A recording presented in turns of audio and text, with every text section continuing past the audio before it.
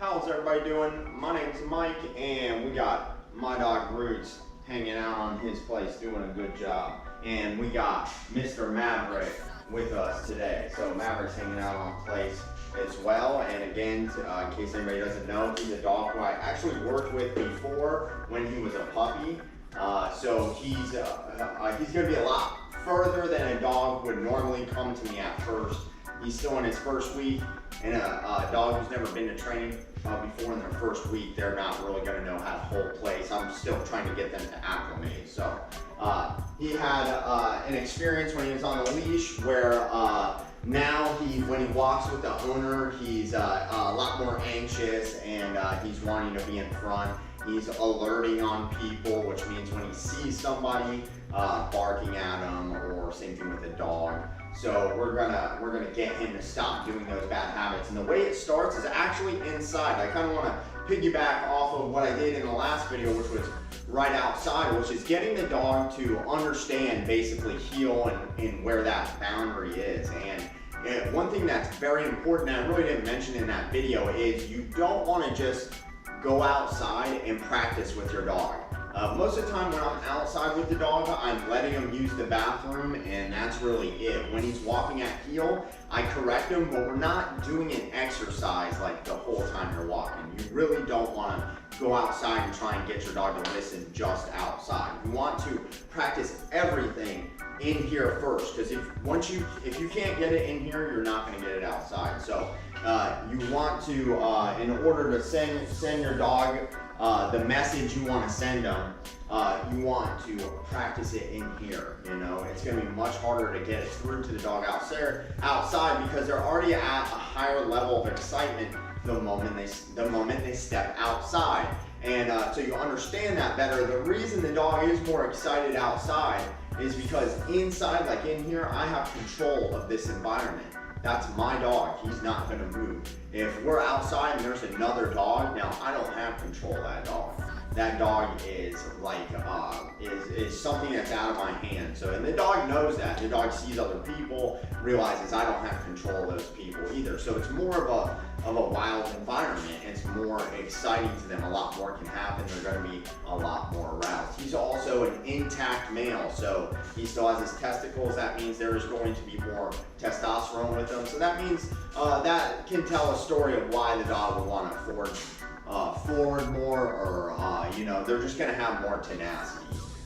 Basically, it can also make other dogs more interested in him, and so. But the most important thing to understand is we need to get it inside here first. So what we're doing with the dog right now, I like to call it like one-step heel, right? So I can be here at a relaxed position, and I'll say heel and take one step with the dog. So from 2 feet together, one step, 2 feet together, and practice just keeping the dog behind me, giving them a warning to stay behind me with just one step. Because if you're walking and your dog's getting ahead of you, then you need to break it down to each step. What is happening? What's going wrong?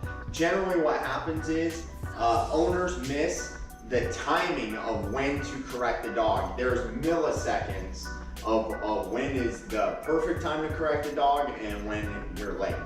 So the idea is we don't want the dog's ideally we want the dog's nose behind us. We don't want the dog's nose way in front of us.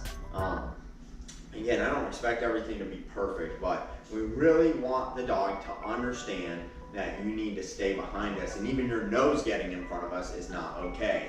Also, full disclosure, I know the owner informed me with this dog on the leash, there was a point in time where she was allowing the dog at certain times in front of her on the leash. And at no time do we recommend that, because you're always sending them a message. And if you ever are letting your dog walk in front of you on the leash as you're walking, you will now have a dog that will forge at heel.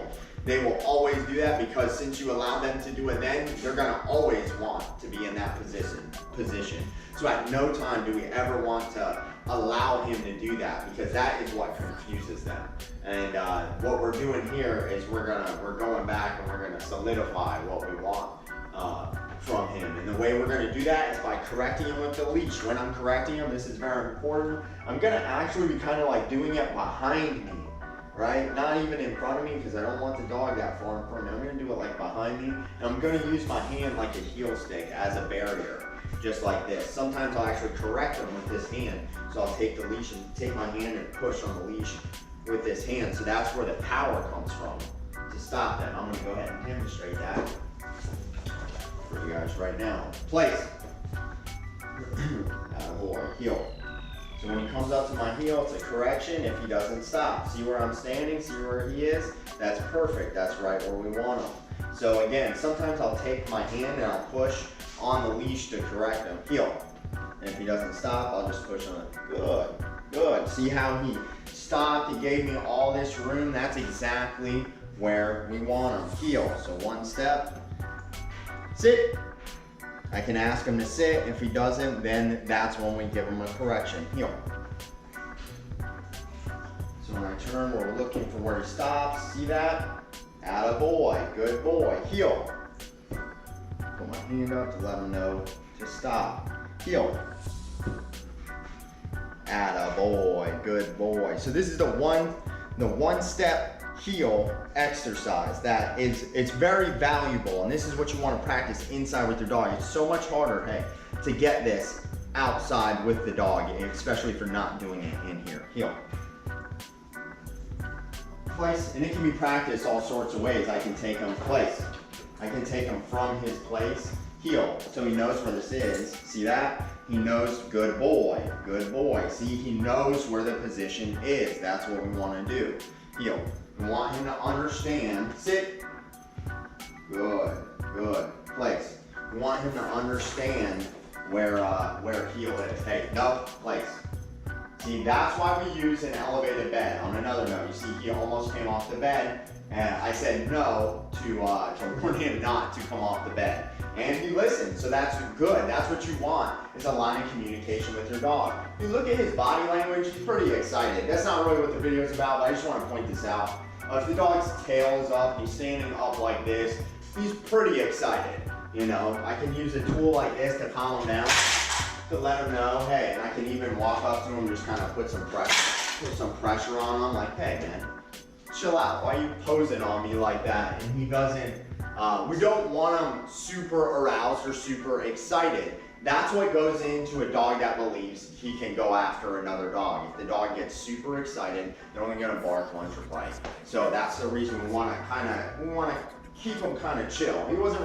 Just his energy is a little too strong for that moment. And he's excited because he's working with me. Again, it's his first week here. We're gonna get him a lot calmer than this. And he's excited because, again, I am working with him. And we want him to understand that a handler doesn't mean excitement. We don't want the owner to mean excitement. We want the owner to mean calmness to the dog. That's what we want, calmness. So again, the one-step heel, it's super valuable. You know, you're gonna take from standing still like this, one step, and then you're using your hand to go ahead and tell the dog to not pass this boundary. We make it very clear for the dog what's going on, and that's how you're going to be successful with the dog, is gaining knowledge inside your home and letting the dog understand that this is the heel position, and then punishing the dog anytime the dog leaves that position.